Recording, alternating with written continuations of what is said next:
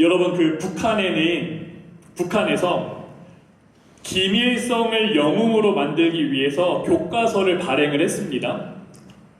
백두혈통 우상화 교과서예요.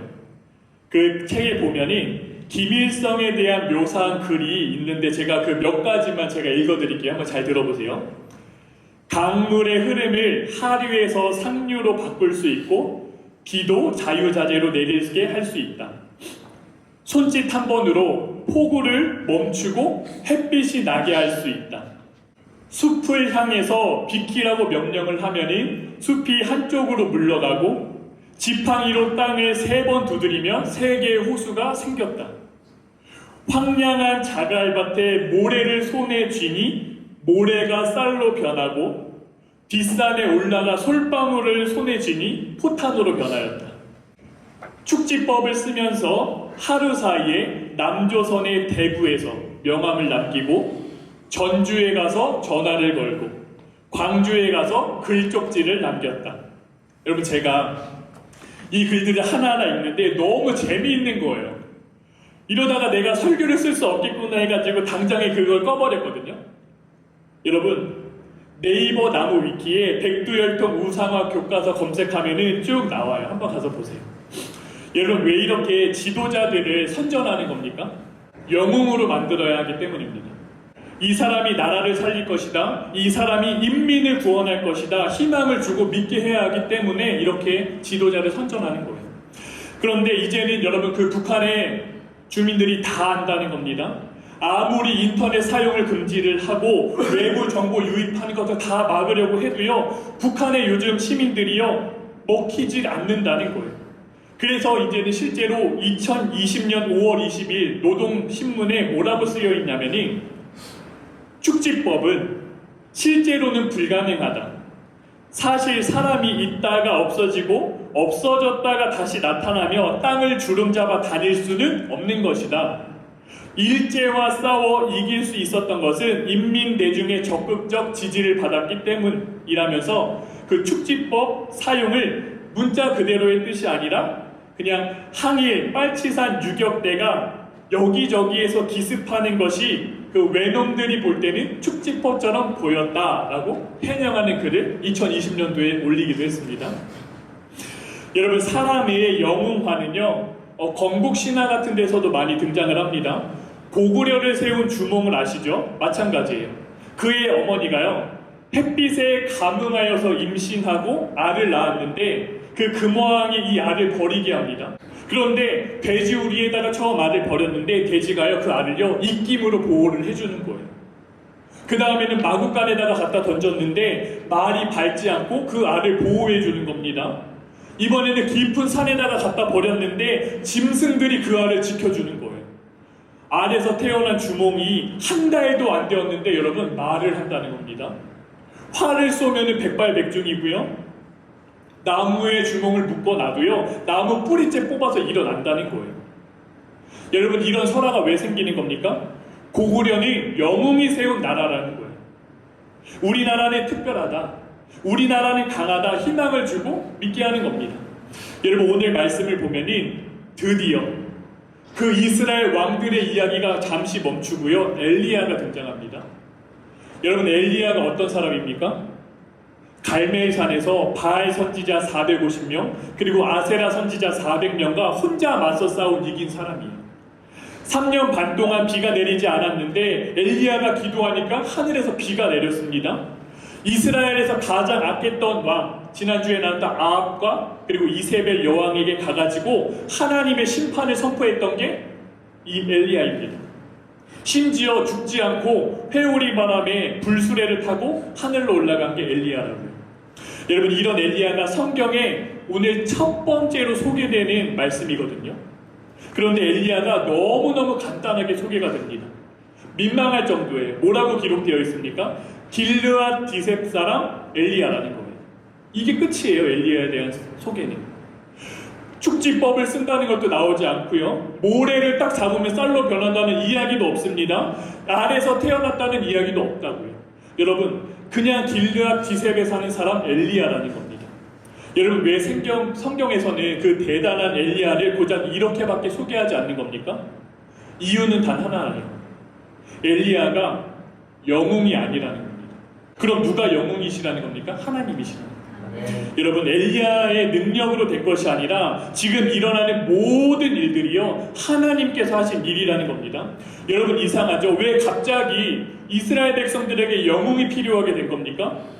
지금 우리가 읽는 이 열왕기상 성경은요, 이 성경을 당시에 받아들고 읽었던 사람들은 이스라엘 백성들이 포로로 살고 있을 때예요. 지금 북이스라엘과 남쪽의 유다가 다 멸망하고 바벨론의 포로 생활하고 있을 때 주어진 성경이라고요. 그러니 우리가 쭉 성경 읽어오면서 아시잖아요. 솔로몬 이후로부터 계속해서 악한 왕들의 연속이었습니다. 나라가 다 망하고 자기들이 포로로 살고 있는 거예요. 그러니 자신들을 구해줄 영웅이 필요한 겁니다. 바알과 아세라 선지자 850명과 1대1로 싸워서 이겼던 엘리야 같은 사람이 지금 필요한 거라고요.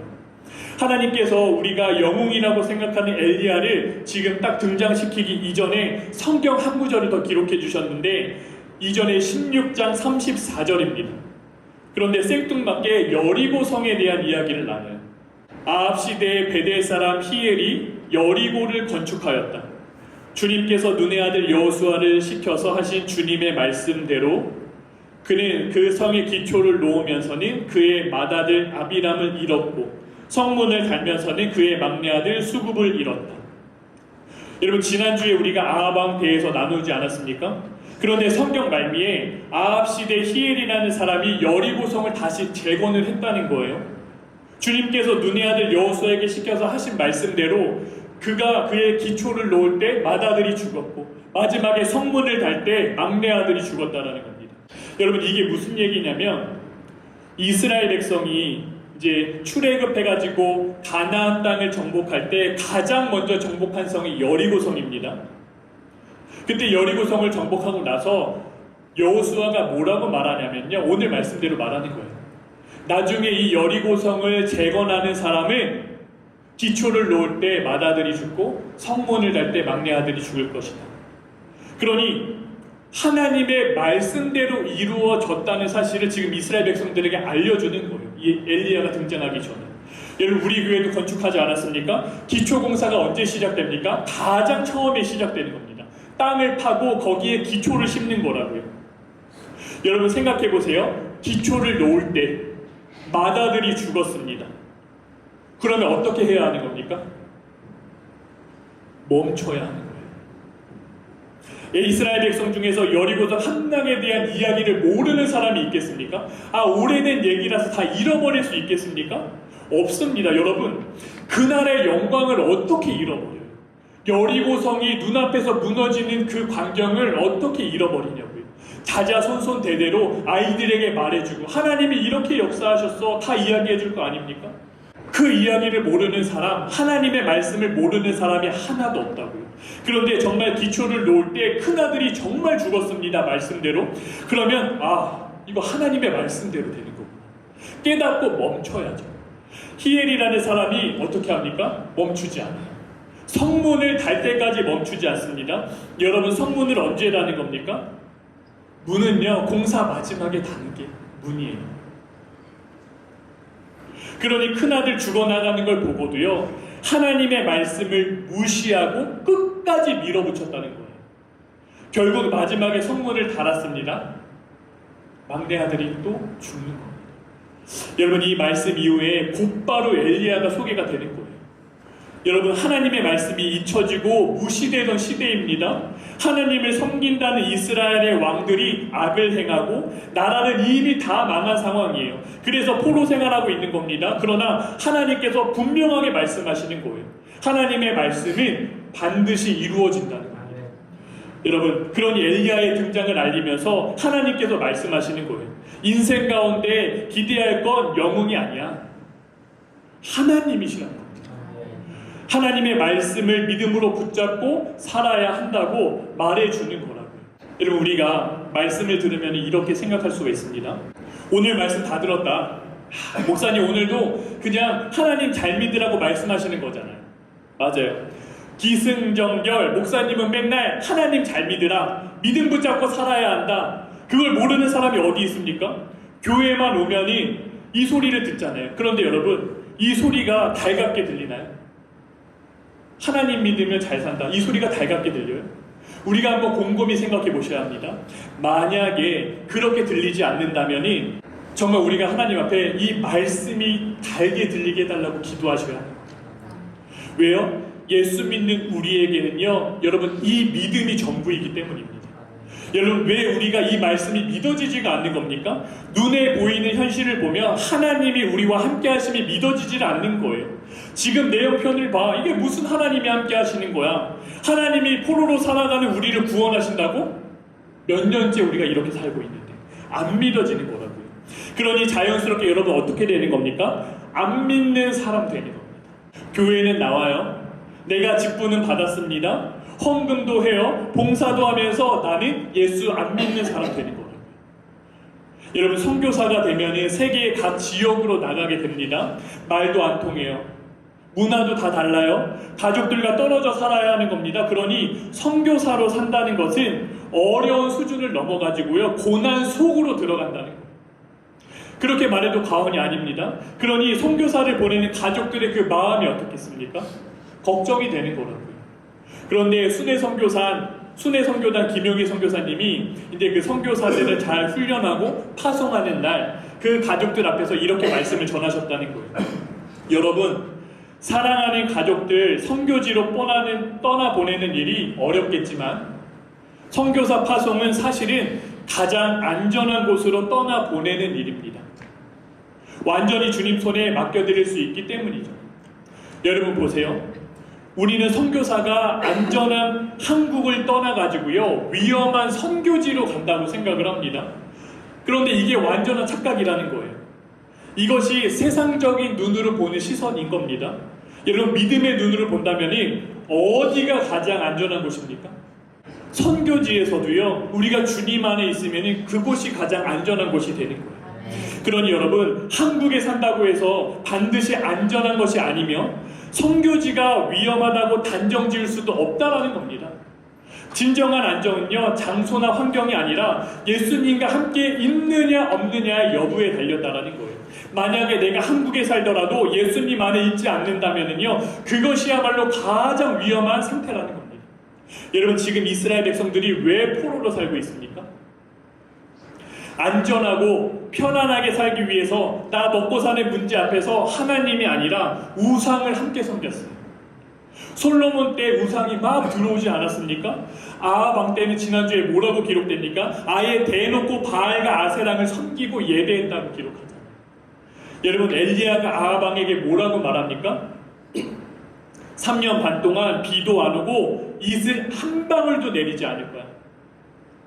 아합 왕이 제단까지 만들었던 바알이요, 여러분 어떤 신이냐면요, 풍요와 비를 주관하는 신입니다.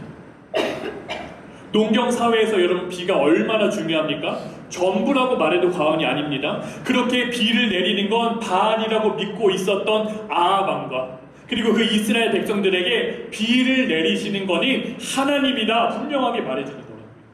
여러분, 하나님이 엘리야를 그리시네가로 보내지 않습니까? 그리고 까마귀로 먹이세요. 그런데 여러분, 레위기 11장 15절 말씀에 보면은 까마귀는 부정한 동물로 분류가 됩니다. 그런데 왜 하나님께서 그 부정한 동물로 엘리야를 먹이실까요? 엘리야의 모습을 통해서요, 그대로 보여주시는 거예요. 하나님을 의지해야 할 백성이 부정한 바알에게 의존하면서 먹고 사는 문제를 해결하려고 하는 그 모습을 그대로 보여주는 거예요. 얼마 지나지 않아서 그리시네가도 다 메말라 버립니다. 그리고 이방 땅 시돈에 있는 사르밧 그 지역으로 엘리야를 하나님을 보내세요. 여러분, 사르밧이 어디인 줄 아십니까? 이세벨의 고향입니다. 바알 숭배지의 본거지로 엘리야를 보내시는 거예요. 여러분, 도대체 하나님이 왜 엘리야를 바알의 본거지로 보내시는 겁니까? 우상천지 이방 땅에도 하나님께서 그 땅의 구원의 문을 여시겠다는 거예요. 엘리야가 사르밧 가부를 만나서 그녀의 집에 그 떡 만드는 가루와 기름이 떨어지지 않는 기적을 베풀고요. 그리고 나중에는 그 과부의 아들이 죽거든요. 그 죽었을 때 엘리야가 다시 기도를 해서 아들을 일으켜 세우고 살려냅니다. 그때 과부가 뭐라고 고백을 하냐면은, 당신이 하나님의 사람인 줄 알았고 당신의 입에 있는 여호와의 말씀이 진실한 줄 아노라. 그 바알의 땅, 그 우상의 본거지에 살고 있는 이방 여인이여 하나님의 신실한 분, 하나님의 말씀은 진실하다 고백하는 거예요. 여러분, 우리의 구원은 하나님께 달린 겁니다. 아멘. 먹고 사는 문제도 마찬가지예요. 아멘. 성경을 보면 비가 내리지 않아서 시내가 말랐다라고 기록되어 있습니다. 여러분, 누가 시내를 마르게 한 겁니까? 하나님이십니다. 여러분, 오늘 말씀을요 한번 성경을 펼쳐서 자세히 읽어보시면 엘리야에게 명하신 것도 하나님입니다. 까마귀에게 명하신 것도 하나님이에요. 여러분, 시내가 마르게 하신 것도 하나님입니다. 엘리야를요 이 땅 우상의 본거지로 보내신 것도 하나님이세요. 이방 땅에서 과부에게 엘리야가 오면 먹을 것을 주라고 명하신 분도 여러분 하나님이세요. 성경에 다 이렇게 기록되어 있습니다. 말씀을 들으면 우리가 이렇게 생각할 수가 있어요. 목사님, 알겠어요. 하나님이 하신다고 그 믿으라는 거잖아요. 먹고 사는 문제 하나님께 달렸다, 믿음으로 살라는 거잖아요. 그런데요, 목사님 이거 희망 고문 아닙니까? 힘든 상황 가운데 이겨내지 못하면 내 믿음이 약한 거고, 힘들어도 끝까지 참고 견디면 나 믿음 좋은 거라. 맞아요. 여러분, 우리가 충분히 이런 생각하실 수 있습니다. 목사인 저도 이 부분이 너무 어려운 거예요. 늘 설교하면서 성도님들께 그저 믿으라고만 해야 하는 이 상황이 무척 부담으로 다가옵니다. 그런데 성경을 읽고 묵상을 하면 할수록 이 마음을 계속 갈아엎어 주시는 거예요. 왜요?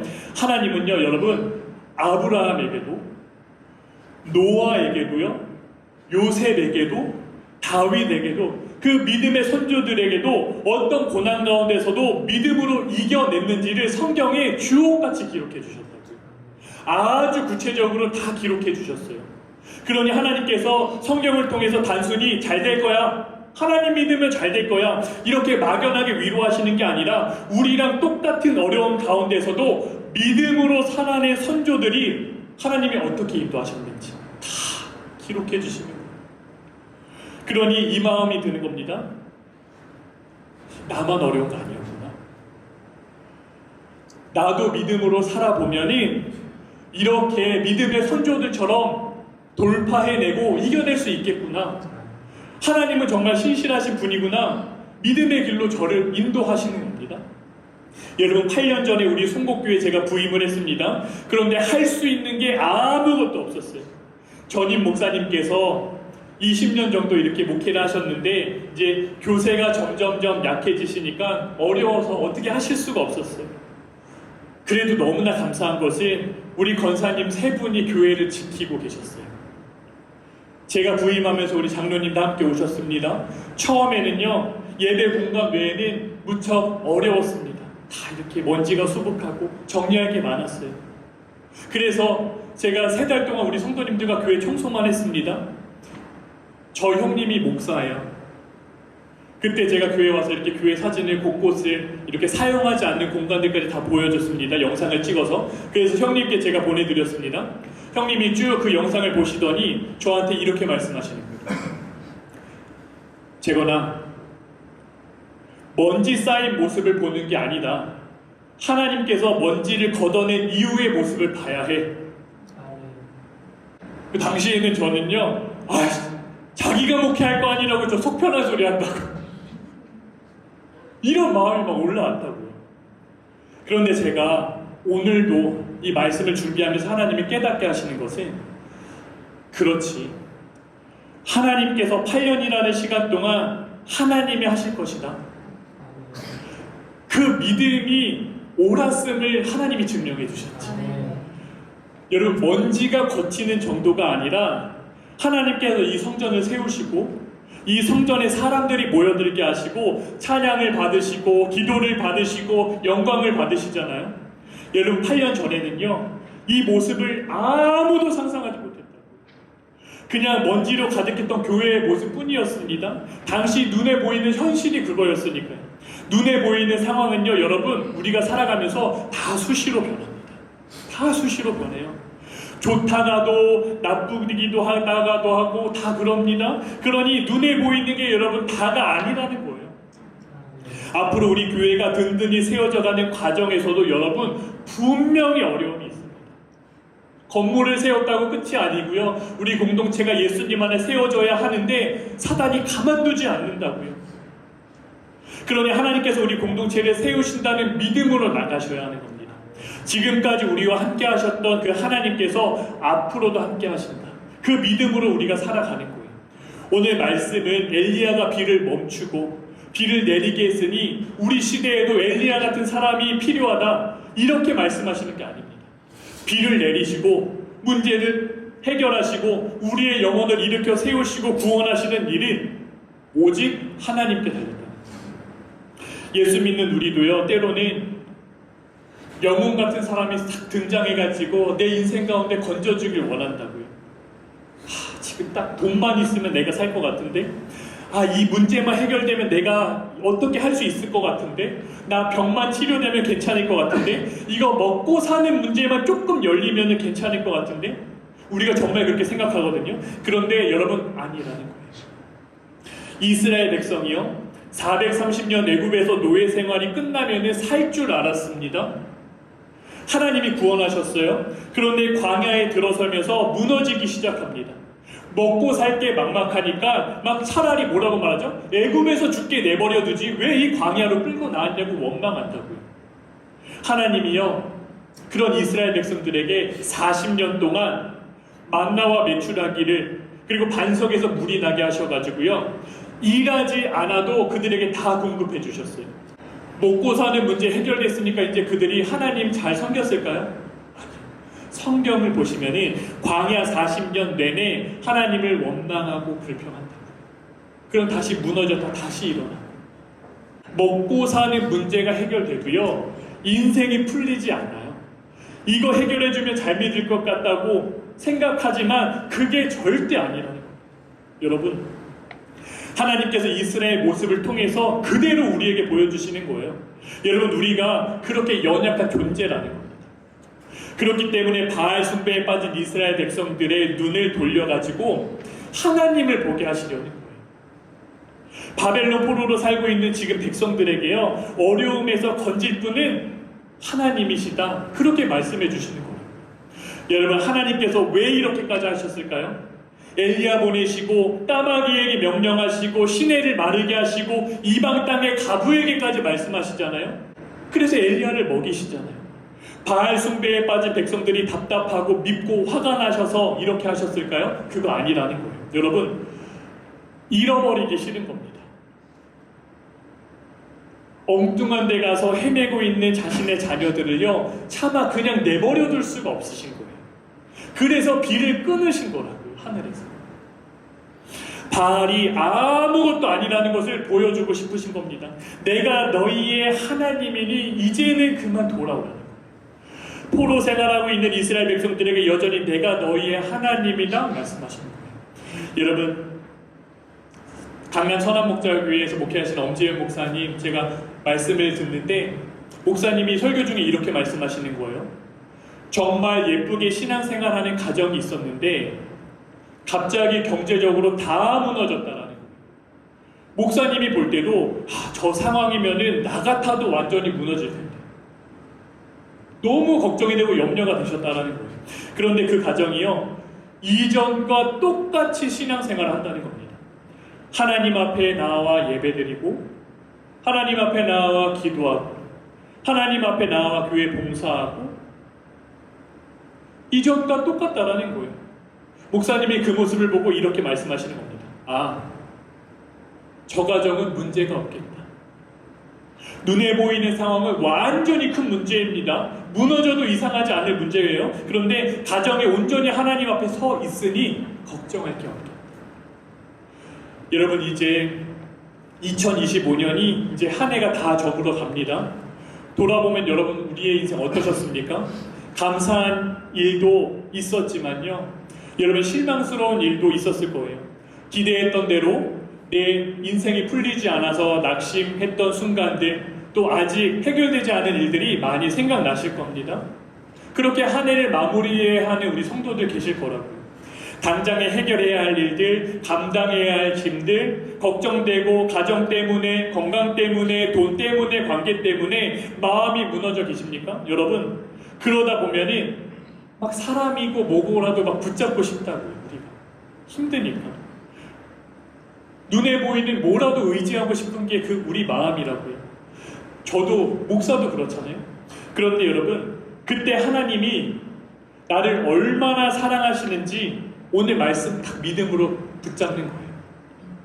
엘리야 한 사람 먹이시려고 까마귀에게 명하시고 시내가 마르니까 이방 땅 가부까지 동원해서 엘리야 먹이시지 않습니까? 하나님은 포기를 모르시는 겁니다. 끝까지 붙잡으시는 거예요. 기어이 살리시려는 겁니다. 그러면 하나님께 나아갈 수 있다는 겁니다. 여러분, 그 하나님이 지금도 우리와 함께 하시는 거예요.